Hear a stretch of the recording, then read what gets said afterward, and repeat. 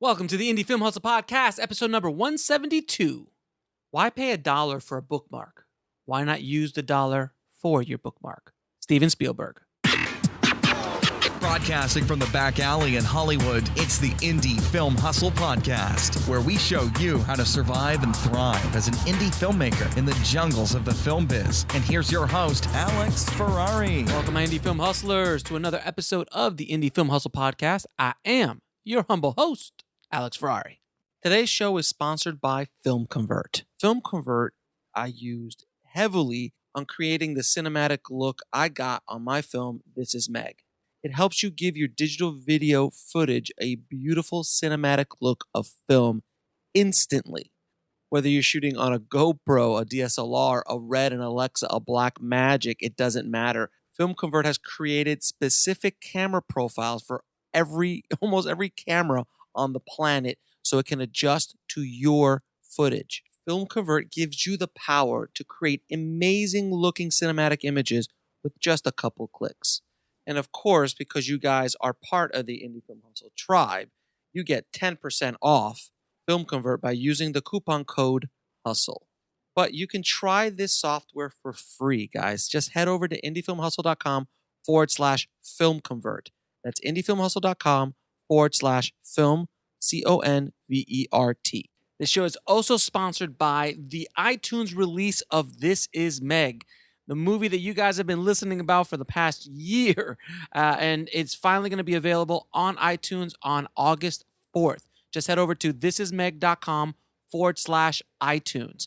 And if you pre-order it, you get a nice discount before August 4th and be the first one to get it as soon as it gets released. So today's guest is Pat Healy. Pat is a pretty remarkable filmmaker who also is an actor and has over 100 IMDb credits as an actor and has worked with directors like P.T. Anderson, the Duplass Brothers, and most recently, this little guy known as, I think it's Stevie Spielberg, I think he calls him, on Steven Spielberg's new film, The Papers, starring Tom Hanks. So the guy's been around some amazing talent in his life, and he is a first-time director with his new movie, Take Me, which stars Orange is the New Black's Taylor Schilling, and it's available on Netflix, and it was sold to Netflix by the Duplass Brothers for their 4-picture or 3-picture deal that they have going on with Netflix. So Pat was a very interesting guy, and I wanted to get him on the show to talk to him a little bit about his process as a filmmaker, what made him jump into the directing chair after a very successful career and still successful career as a director, how it was like working with legends like Steven Spielberg and P.T. Anderson, and what was it like to work with the Duplass Brothers as producers, and how Netflix treated him throughout this entire process. So without any further ado, here is my conversation with Pat Healy. I'd like to welcome to the show Pat Healy, man. Thank you so much for jumping on, man. Thanks for having me, Alex. I appreciate it, man. And I first and foremost, I wanted to ask you, how did you get into the business? I always loved movies. I mean, my parents were big movie fans, and I have 3 brothers. We all love the movies. I knew that I wanted to make movies and be part of movies. Acting was something that I knew how to do at a very early age, and did plays in school, and ended up doing plays in high school, and then going to college for theater. But when I graduated from college, I went to Illinois State University down in Normal, Illinois. I grew up in suburban Chicago. Mm-hmm. And they had an internship at Steppenwolf Theater Company in Chicago, which is a huge regional theater company where people like John Malkovich and Gary Sinise and Joan Allen and never heard of any of them. Yeah, exactly. Bunch of nobodies. So that theater company actually started at my college, my university. And so they offered an internship for graduating senior every year, which I did. I got that internship when I graduated. And that sort of brought me right into the business. I did all of the dirty work there. I worked on the crew. I helped build sets. I lifted a porta potty up and down flights of stairs in the rehearsal space. Oh, that must have been fun. Yeah, but I also was able to audition for every play there. And I got cast as an understudy a few times during my year-long internship, and I went on when somebody wasn't available one night, and then as soon as I finished my internship, I got cast in my first play there, and that the sort of prestige that was connected with Steppenwolf got me an agent. A small agency. They were a big agency in Chicago, but I started doing, while I was doing theater and working as a waiter in Chicago for about 5 years, whatever television and movies came through town and commercials and things like that, industrial videos. And then my agency had an office in LA, a small office. And I moved there in '98, and that's really how I got started. I do believe in working hard and in trying to be as good a person as you can. But there is a certain amount of luck that's involved that a lot of people don't acknowledge. But I was just lucky. I was in the right place at the right time. That old story. I've heard that from interviewing so many people over the years. I've talked to multiple people saying the same things, like, look, I was at the right place at the right time. If that situation happened today, I don't know if I would make it in the same way. I'd like to help, and I'm sure we're going to talk about this. People get, trying to break into the business and how to do well, but I really don't know the answer to that question in a lot of ways. It's such a different business now. Oh God, isn't it? If I would, had the opportunities that I, have had then now. Yeah, I mean, you look at, if you're going down the directing path, I mean, the opportunity that opened itself up in the 70s for the Spielberg, Scorsese, Coppola, De Palma, that crowd, that wasn't around in the 60s or the 50s. Yeah, it was a much smaller business, too, at that time. Exactly. It was possible for, for Steven Spielberg to, make his way, sneak onto the Universal lot and, find a job directing TV and then directing a very successful television movie and then directing a feature film, and then the second one he does is the biggest movie ever. So he did all right. He came out all right. Yeah, he came out all right. So yeah, it's hard if we're going to be analogous to our current times. I'm not sure there is much of an analogy, but I bet we can find some. But I think also there's opportunities now that that generation would have killed for, like distribution, like Netflix or something like that. There's opportunities. It's just how to maneuver. It's always easier to look back and say, oh, I could have done that back then. But when you're in the soup, it's tough to see what's going on. Yeah, no, I mean,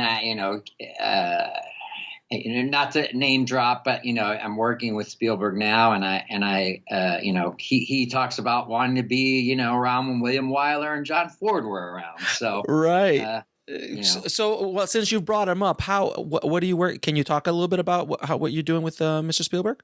Sure. Yeah, I'm in a movie that he's doing called The Papers, which is about the Pentagon Papers, which were these documents, secret documents that the Rand Corporation developed that talked about the plans for Vietnam War going back to the 40s. That helped end the Vietnam War. They were initially published by the New York Times, and then the Nixon White House put a gag order on the Times, and the Washington Post sort of got a hold of this guy, Daniel Ellsberg, who was the one who had given the Pentagon Papers to the New York Times. And it was a big court battle, that went all the way to the Supreme Court to publish them. And this is just about those, I guess, few days when all this is happening. Tom Hanks plays Ben Bradley, who's the editor of the Washington Post, and yes, and Meryl Streep is Catherine Graham, who is the owner, the publisher of the paper, it's just you must a remarkable opportunity. I was going to say, you must be absolutely in heaven walking around that set. Well, I'm in an ensemble of people, and there are many days when I don't, quote unquote, have much to do, Uh-huh. But I'm there. Oh, And I've been happy to have been asked to be a lamp in this movie. Quite frankly, I would be the exact same thing. Yeah, so I'm getting to watch, Masters. my heroes, the masters' work, and I'm getting to be a part of it. It is really just a bonus for me. Have you picked up any little tricks of the trade from Mr. Spielberg? Well, I mean, everything he does is quite remarkable. I mean, without saying too much, I think that even just to watch him, stand behind the monitor and watch him, I guess I can learn, but mostly I'm just sort of astonished at how,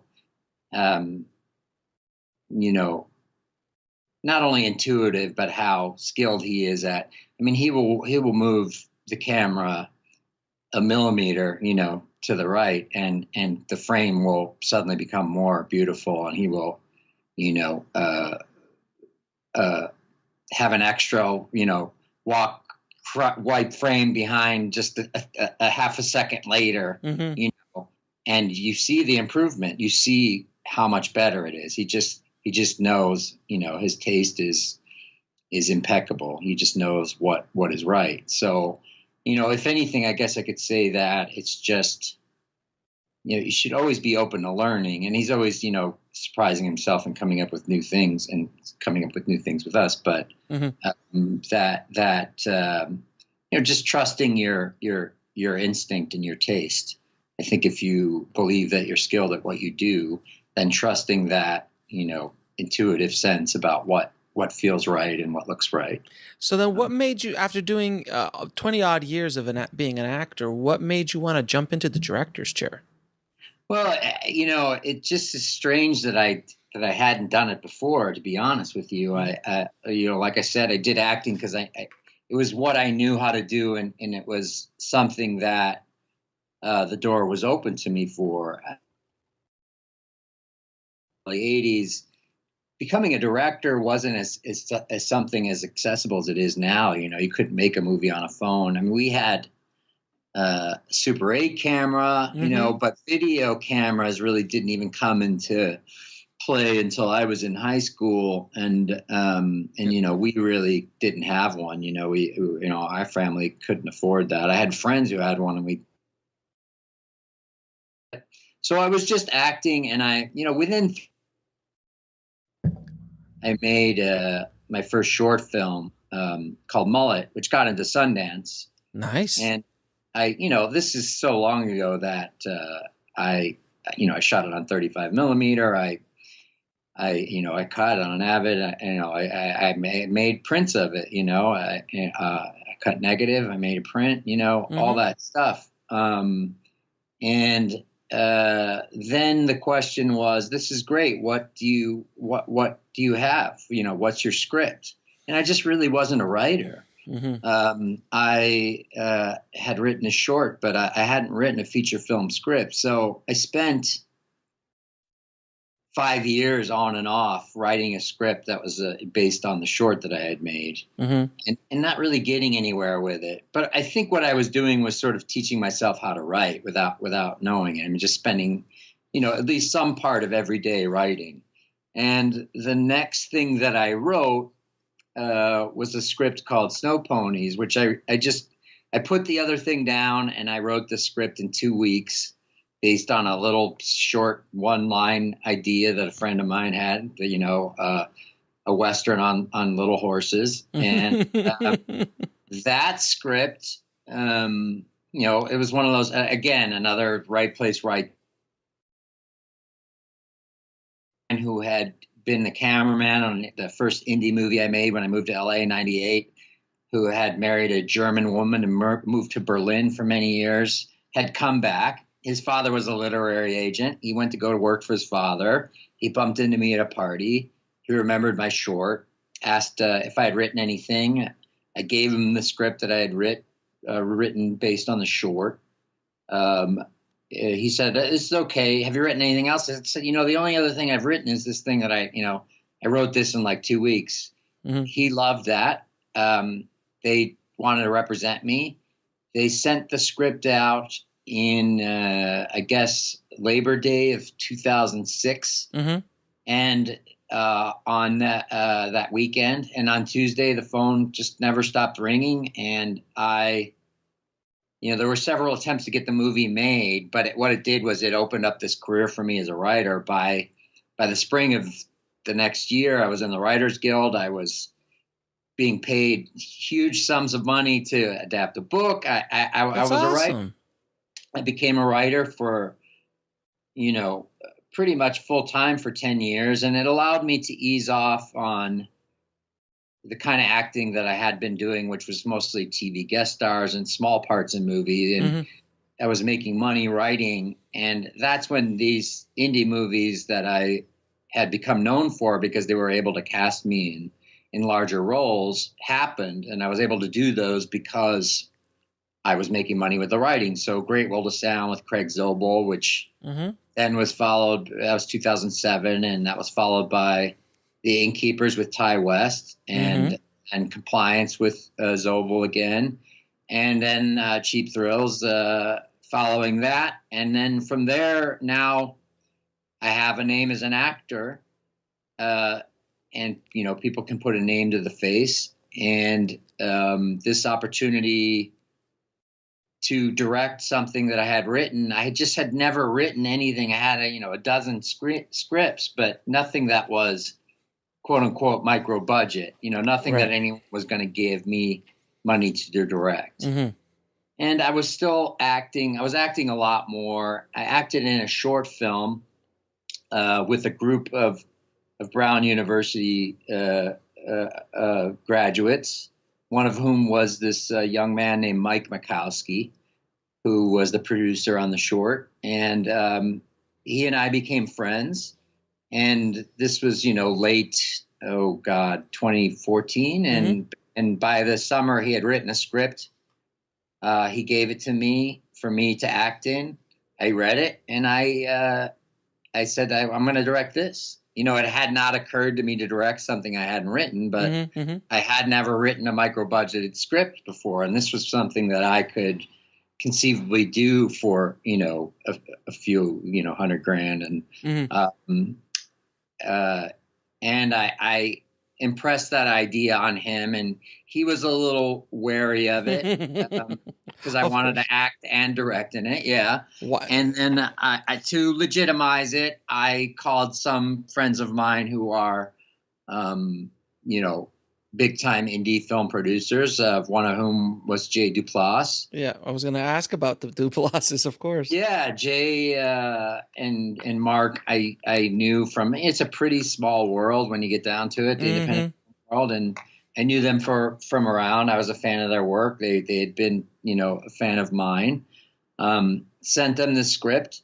They sent it to their producer, Mel Eslin, who Mel had recently, been assigned to direct this, to produce these, movies for them because they're so busy, off doing their other things and, acting in other shows and stuff like that. And they had their television series for HBO. And I met with her the next day, and she said, well, let's do this. And, that's like a 20-year overnight success. Exactly. Like, either it happens for you, in a way where one way or another, it takes that long usually for most people. It happened right away, but it happened after this is, basically 15 years of me trying to direct a movie. So, but once it happened right away. And that was August. And by April we were shooting. That's absolutely, it's an insane story, but it's very true. It's kind of like, you're trying to get the opportunity to lift that tree for the town. And, and you never get the opportunity, but you work out for 20 years. And by the time you get to that tree, you can lift it because you've been 20 years preparing for that moment. And it's just that the doggedness of doing it day in, day out, good days, bad days, just showing up. And Yeah, I think that's the key. persistence. The persistence, I think, is the key to any success in any career is persistence. I would agree. Acting, directing, writing, it's just sitting down and doing it and doing the work. Well, and even talking about luck, I mean, the longer you hang in there and the more you're around, the more opportunities you're going to have to be lucky, Right. Yeah. The more you're going to be in the right place at the right time, because it's been enough, Eventually you could, right. Eventually you could just sit down and write in a cabin in the woods. But if you don't get out there and do something, you can't, like I always tell people, if you want to get hit by a car, you got to step into traffic. Exactly. So how was it working with Jay and Mark? I mean, I've had multiple guests on who've worked with both of those guys, and they're a huge inspiration to me with Puffy Chair, and I did my first feature film kind of based on their model of a scriptment and all that kind of stuff. So how was it working with them as far as on a creative standpoint? Well, I mean, obviously starting with, the story I just told you was a confidence in me based on, we don't know each other that well. It just was, and I had never directed anything other than this short, which quite frankly, I don't know that they had seen. It was the material and what they knew of me and that I knew movies and my sensibilities. So that gave me a lot of confidence in myself to do it. I mean, I remember saying at that first meeting with Mel, I can not act in it or not direct it, if you guys feel like that would be a better way to go about it. And she said, no, we very much feel like this is a good idea for you. So it starts with that confidence in you. And then they have great access to talent because they've developed these great personal and professional relationships with so many people. So, for example, with this script Snow Ponies that I was telling you about, which was on the blacklist in 2006, and it looks like it's going to get made finally now, 11 years later. This coming overnight success. Well, exactly. 12 years in the making there, in the not making, I should say. You give it to agents give it to directors or talent, and you try to attach those people. And a lot of it is political. It's harder to just get a read out of people, especially if it's challenging material. With Mark and Jay, I mean, you go through the agent, but they can also call, these people and say, hey, we have this great project. We have this great script. We think this would be a good part for you. And we like this guy. We like this director. We think you should talk to him. And, they had a list of actresses that all of whom I would have been, lucky to have. And Taylor Schilling was somebody that I just thought was the best person for the part. And we did some rewriting with Mel and Mark and the writer Mike, and over a few months. Jay was busy with Transparent, so Mark kind of came in, and then we had a script that we felt confident in giving to Taylor, which was probably in, I want to say, late October, early November, starting in August. And she said yes right away. So, so much of the burden was alleviated because of their reputation and what people think of their work and what people think of them personally. And so that part was easy, and putting together a crew, the sort of system that they work on with, they pay everybody well, but they also give everyone who works on the movie a point or a fraction of a point. Can you say that one more time? You just broke up for a second. Can you say that one more time? Oh, sure. They give everyone who works on the movie, every member of the crew, a point or a fraction of a percentage point on the movie on the back end. Wow.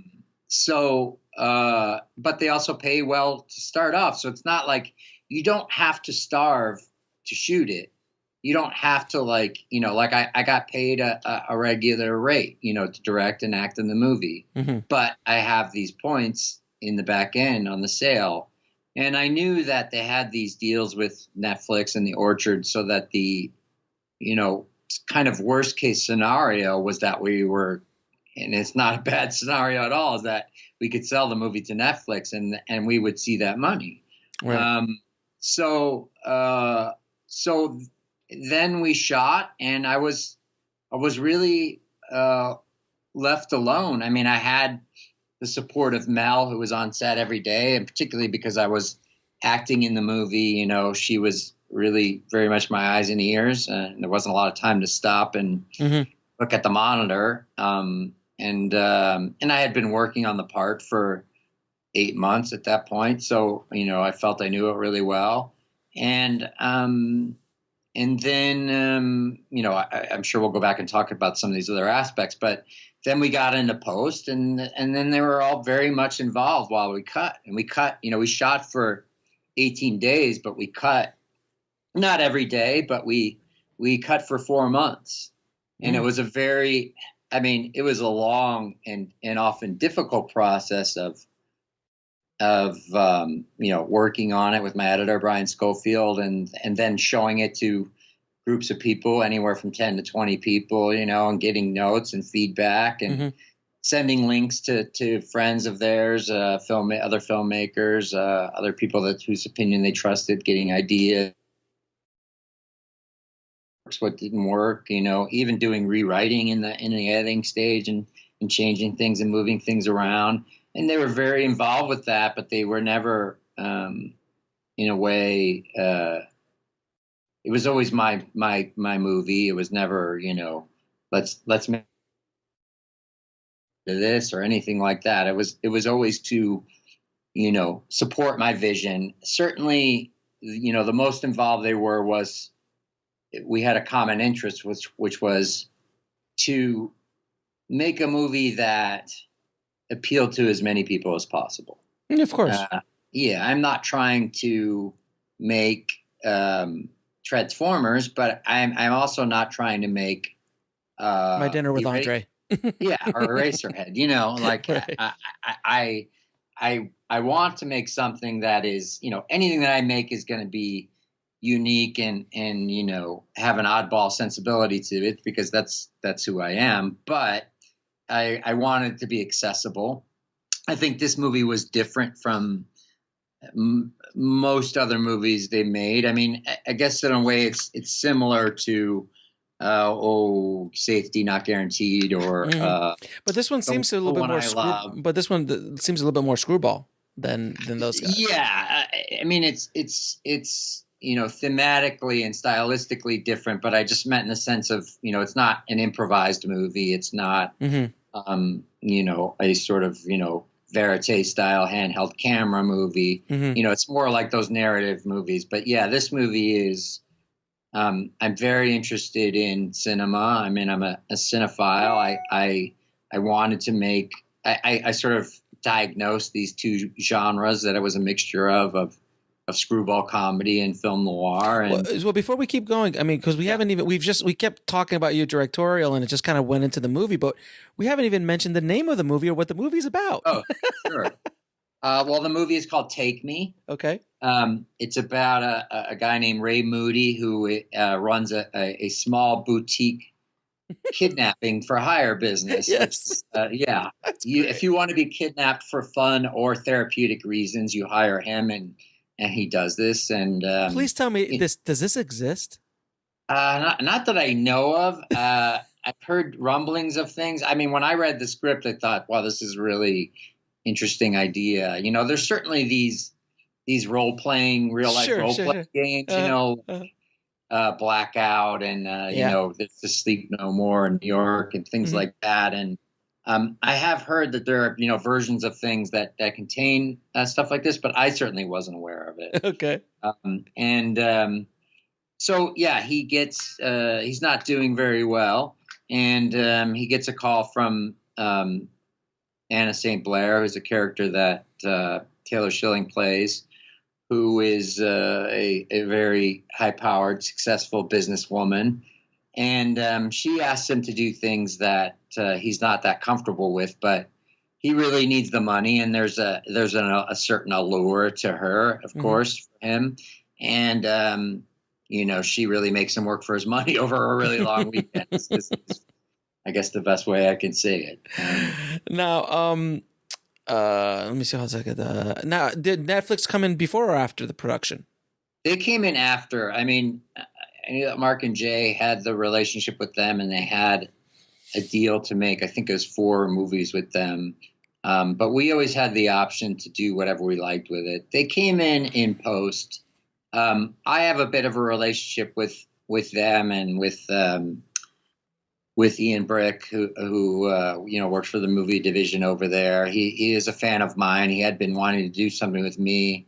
Obviously, Taylor, being the star of Orange is the New Black, is one of their flagship shows. That helped. And so when we were in post, when they had read the script and they saw what we had done, and they said, we'll do this. And it was the second movie in this deal. The first was Bluej, which wrote and starred in with Sarah Paulson. Yeah, and Alex was on the show. Alex Lehman. Yeah, he was on the show. It was I love that movie. I thought it was really wonderful. Yeah, it's very good. And so that was in conjunction with The Orchard. They got a little bit of a theatrical VOD window before it went to Netflix, and then we got I think a little bit more of one. They're sort of testing this out, see how this model works. So we got a little bit longer. Our movie played in some theaters in New York and LA, and I went around the country. We premiered at Tribeca. I did some screenings, in the Midwest and in LA. And then, we're on VOD. We're on iTunes and Amazon and Google Play and YouTube and all those things now. And then we'll be on Netflix sometime soon, sometime later this summer. Yeah, because Orange and New Black just came out today, actually. That's right. Yeah, so I'm sure they're going to want to piggyback that a little bit. Yeah, I think so. Yeah, I think that, we're coming soon. I don't know when, but... Now, what did you shoot on, by the way? I was shot on Arri Alexa, but I shot with... I wanted to make it as cinematic as possible, and knowing that it's always possible that I might not ever direct a movie again, or might not want to, or might not get the chance to direct ever again. I wanted to shoot with anamorphic lenses, and we were lucky enough to have a relationship with Panavision, who set us up. So that really gave it a cinematic quality. It looks great. The trailer looked awesome. Nate Miller, who was my DP, and I worked, exhaustively testing these lenses out. And, they're old lenses. They're old Japanese lenses that Panavision retrofitted, and that it has a great quality to it. And then when you get into the do you happen to know color timing and stuff, you can add the film grain and all that. Yeah. Yeah. Do you? I do. Yeah. They're called Cineovision. Oh yeah. I've heard of those. Yes. Yeah. So Cineovision is a Japanese version of, I'm trying to think of the like VistaVision.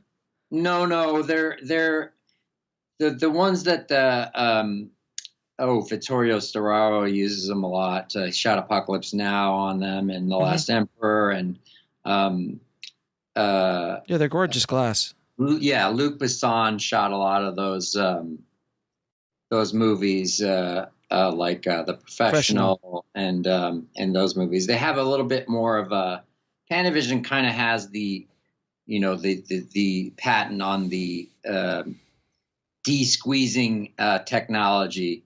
And these ones have a little bit more of a bend to them around the corners, and they have kind of like a funhouse mirror quality to them, which I thought lended itself well to this movie. Yeah, absolutely. So they're similar to those lenses. I can't think of the name of what the Cineo Visions are an offshoot of, but I'm sure I'll think of it at one point. But yeah, they're beautiful. They're widescreen lenses. The image is squeezed and then de-squeezed in post, and you get a as opposed to being just your standard. God, I keep losing my words now. Widescreen, like a standard widescreen. Yeah, maybe you'll edit this in a way to make me sound like less of a dummy. I'm like trying to look it up now to Don't worry about it. A spherical, the other lenses are spherical, the 1.85 lenses. These are more, these are wider and thinner. Mm-hmm. It's really nice to see it in a theater, because on a television, which is, or a computer, is how most people are going to see it. The wider vision gets smaller, but when you see it in a big theater, the screen opens up and gets wider and bigger, and I love seeing it that way. When I projected my feature on in a huge monster theater at a festival, it's a very magical experience. It is. In a way, it's kind of nice that it happens, only a few times for a movie like this, because it's so sacred in a way. Mm-hmm. You want people to be watching it, especially since this is a movie, is a comedy. For the most part, it's great to be sitting in there and hearing people laugh. But you have those, I don't know what I've had at 10 or so times where I've got to sit in a theater and watch this movie, with a packed house and on a big screen and loud sound, and I really cherish that. Because, like I said, I don't know if I'll do it again. We'll see. Which brings me to my next question. Why did you choose to act in your directorial debut? It's a really great question. It was a really stupid idea. I guess the easy answer is that I chose to act in it first because I love the part. Mm-hmm. And then I was speaking to my friend Evan Cat, director, and in such an animated way that he said, "Sounds like you should direct it." And it sounded like a great idea. And I really actually, I over prepared in a good way beforehand with my DP, with all my key crew people, so that on the day I could just be acting. And I had no problem with the pre-production of the shooting. Maybe I was a little more tired than I might normally be, but I was very energized and I felt very good about the work. Where it became difficult was in post, right? Where you're going into a room every day and looking at your face and listening to your voice.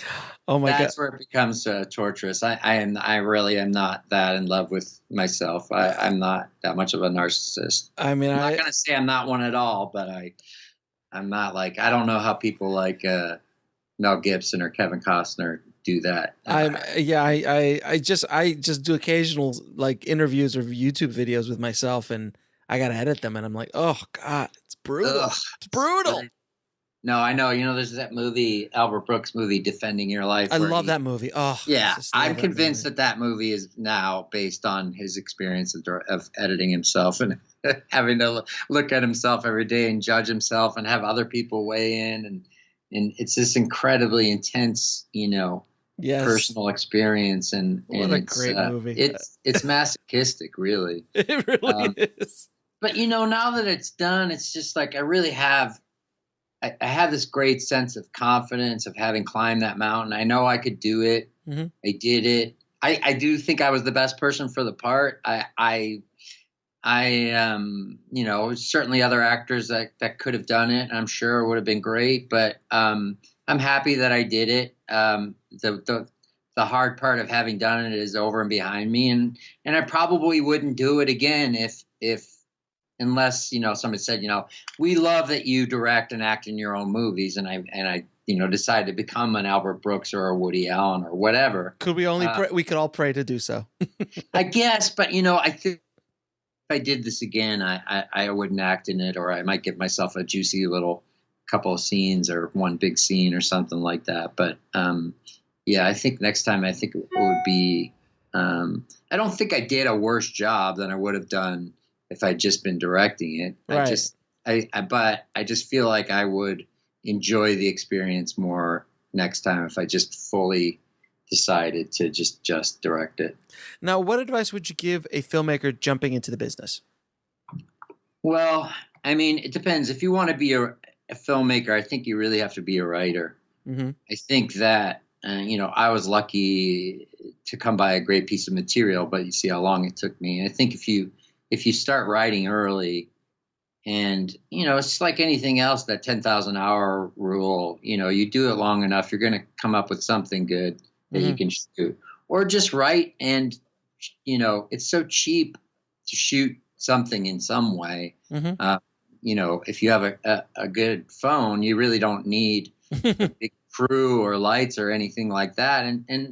And start trying things out and, start seeing like what your aesthetic is and all that stuff. I mean, that's one thing. I think the biggest piece of advice is just to watch a lot of movies. I mean, watch old movies, watch all the movies that people say are great, whether you suffer through them or not. And, right. Watch bad movies, my life has just been watching movies, and sometimes some of those over and over again, the point where, things like framing and, editing, the way things are edited, way performances are constructed, the way music is used, the way, so on and so on, is so intuitive to me, because I've seen these things over and over again, and sometimes the same movies and sometimes in different movies, and what works in these movies that I really love, what recurs in these movies that I love, what's something that, recurs in Citizen Kane and E.T. and, Transformers. Yeah. Like what are I think that there are things that people keep doing because they work. And then, on top of that is your voice and your vision. And you can break the rules or bend the rules, but you really should know the basic, I think, structure of classical cinema before you go out there and try and do something new. I mean, what I'm basically trying to do with this movie is a modern take on old genres. I mean, what would a screwball comedy be like now? Well, it would probably involve some S&M and be much darker, and right. and things like that. I think that what works. And there are lots of filmmakers out now, because it is easy to make a movie in some ways, or certainly easier than it's ever been, who aren't as focused on the writing. And sometimes that works, but I don't personally find those movies as interesting, and they don't stay with me as much. I think story is still kind of king, when it comes to this stuff. Doesn't mean you strictly adhere to some predictable 3-act structure or anything like that. It's just that there's a reason that stuff works. There's a reason that certain editing tricks always work, Because they work. It worked, and you can take off from there.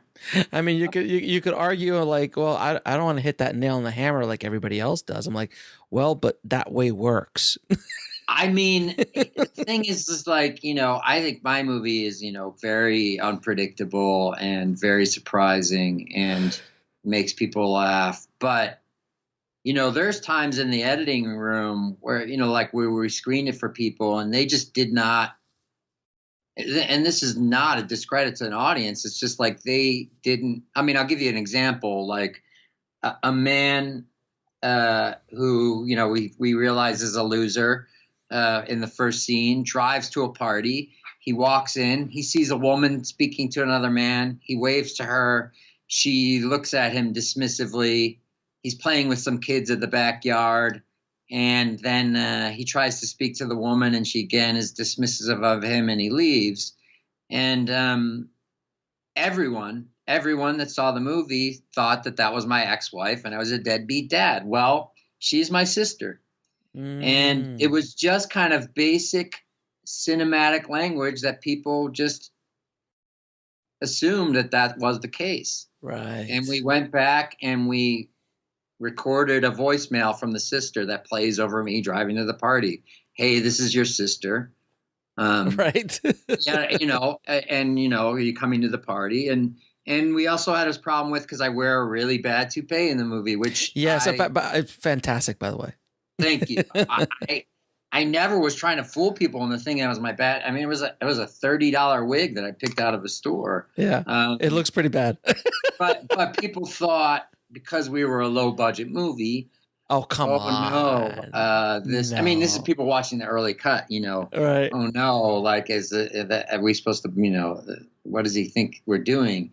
And, it doesn't get knocked off till late in the movie. So in that same ADR thing where we did the voicemail, we have her make a reference to my wig. And we also, we now, so we're telling the audience, without them knowing, we're kind of slipping in. They just always assume that phone conversation was there, that voicemail was there. Mm-hmm. And we give two very important pieces of information. We tell, we're sort of saying, like, it's that old sketch, I'm going to put this vase on this ladder in front of this door. I hope no one walks through it, Right. But if you don't do it in that broad a way and you sort of slip it in, people really appreciate that. They may, if they know that you're doing that to them, they may resent you for it. But people sort of need to have their hand held and be told, what's going on, so that they can then immerse themselves in the movie and then be surprised by all of the crazy stuff, that unpredictable stuff that happens. But I think if you just kind of like throw someone into something and it's jarring, it takes them a while to get hold of things. And then you're 20 minutes into the movie and now they're invested in it, but you've lost them in some way. So I think it's not a bad thing to just, sometimes you feel like, man, I don't want to insult the audience's intelligence, but you're not doing that. I mean, there's a basic contract between the filmmaker and the audience to share in this an understanding about what's going on, and then you can do whatever you want. Absolutely. Now, what's the lesson that took you the longest to learn, whether in the film business or in life? Oh boy, I think that I was probably in my early 30s when I thought, and that's, it was not a coincidence that that's really when my career started to take off, where I accepted that I didn't know everything.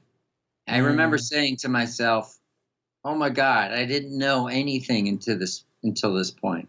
Mm-hmm. Like, why wasn't that obvious? That right. It's sort of like a friend of mine has a joke that's I'm paraphrasing is, every corny thing that every motherfucker in their 40s tells you is true.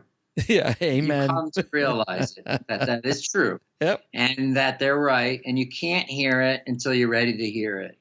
But you go, oh yeah, it's true. You won't understand this until you're this age. And so I can tell people that, but the irony is that they probably won't hear or accept me saying it until they've experienced it for themselves. And it may happen for you at 27 or 33 or 40, but or 50 or 50, so it's just good to, in as much as you can, keep an open mind and be ready to learn, and that you're kind of, as a creative person, always working. When you're walking down the street, whether you're conscious of it or not, you're thinking about things in a creative way, and anything you see walking down the street or in the supermarket is something that you could use in a script potentially, or something that you could, inspires you to go and create something, or gives you an idea to see someone and use something in a performance. Mm-hmm. Just be open, to not only what people say or ideas, but just to the possibility of everything. It's kind of like, being vulnerable and available at all times, which is difficult because you open yourself up to being hurt, especially in the business But you got to aspect. do it. But you got to do it. But you got to do it. Now, what's one of your favorite films of all time? My favorite film of all time is The King of Comedy. Yeah, by not a bad one. Scorsese, and it's an odd movie that, I mean, you know, maybe 2001: A Space Odyssey is a better movie, or Citizen Kane is a better movie, but it's my favorite. It has a tone where it's, you know, this movie took a long time for people to really appreciate it. I've always loved it, but, you know, since it came out, but it is as funny as it is chilling. It is completely, it predicted everything that's going on now. You know, it's about society and, you know, people's bad behavior, you know, causing them to become celebrities. You know, it's like every year it's more Russian, you know. Now we have a president who's an asshole, you know, reality television star. Yeah. He's the president of the United States. You know, this is just a guy who gets his own TV show because he's a psycho. You know, I think that movie was probably influenced a lot of what the sort of tone I was trying to go for with Take Me, because it's unique. There's really no other movie like it. And, you know, maybe, you know, going for a movie that was neither critically or commercially successful when it came out is not the smartest thing to do. But like, I want to go for Ishtar. I really think Ishtar. Yeah. But you know, it's like 30 years later, people like Ishtar and people like The King of Comedy, and, you know, they appreciate them, you know. But Howard the Duck. I guess that's just the way that I am. You know, I have this joke I tell people, you know, cast me in your movie if you want everyone to like it, you know, 5 or 10 years from now. Because I mean, these cult movies, whether it's like, you know, whether it's the big movies I'm in or the little movies, that they take a while to catch on, you know. And They age well. Yeah, I think, you know, financial success and critical success is not the arbiter of what makes a good movie. The only true test of a movie is time. You know, these movies over time are still around. It's like why people are still listening to the Beatles, or why people are still listening to Mozart and Beethoven. That they are great. And there are other things that were probably hugely successful and everyone loved that, you know, won Best Picture or whether the top movie of the year that no one sees or likes or watches anymore. Unfortunately, you know, we can't, you know, Van Gogh the benefit from his, you know, success. But I think that if you can live a good life and, you know, try to do what you want to do, maybe it won't bring you personal happiness. Everyone loves it after you're gone or after it's too late to really benefit from it. But no, that's just art. I can only make what I am inspired to do and what inspires me. And if those are going to be things that people are only going to appreciate years from now, and then so be it. I make a decent living now, and I have a good quality of life, and you know, I get to love what I do, and I'm proud of what I do, and I'm proud of this. And you know, it's going to be on Netflix, and that's when everyone will see it. I mean, many people have seen it now. And then Take Me will be on Netflix. Hopefully, sometime. I think in July. I mean, I'll watch it now. I don't know when this is going to air, but it's, you know, it's on Amazon. You can rent it on Amazon. You can rent it on iTunes. Sure. You can rent it on Google Play and YouTube and all those digital VOD platforms. Yeah, very cool, man. Thank you so much, Pat, for being on the show. It was an absolute pleasure. Alex, it was my pleasure. Thank you. You got to admire Pat for his just hustle over the course of his career, and you know, he's the definition of someone who loves the grind of the day in, day out of being an actor and now being a director. And that has paid off for him in a big, big way because he's been able to do what he loves to do and make a living doing it. And at the end of the day, that is the goal. That is the dream for any artist, any filmmaker out there. So I hope you take some inspiration from Pat Healy's story and definitely check out Take Me. It's available on Netflix right now, and also available on Amazon and Google Play for rental. But if you want to watch it on Netflix, definitely check it out. Really, really fun movie. And speaking of amazing indie films, you guys know that Friday, This Is Meg will finally get released on iTunes. So all of the tribe can finally see it. Please head over to thisismeg.com/iTunes and just buy it, please. If you guys love me at all, just buy it. And if you're there, once you watch the movie, please leave us a review on iTunes. It's going to be huge for us to get a lot of hopefully good reviews on iTunes to help us up in the rankings and see if we can actually crack iTunes, if we can break iTunes, or we can hack iTunes in one way, shape, or form by getting as many sales as humanly possible. So thank you again so much. I will report back on what happened with our iTunes launch and continue to report on my experience with Distributor and getting out the film throughout all of these VOD, SVOD platforms and TVOD platforms as well, and let you know what happens. So if you want to get links for anything we talked about in this episode, head over to indiefilmhustle.com/172 for the show notes. And as always, keep that hustle going, keep that dream alive, and I'll talk to you soon. Thanks for listening to the Indie Film Hustle podcast at indiefilmhustle.com. That's INDIEFILMHUSTLE.com.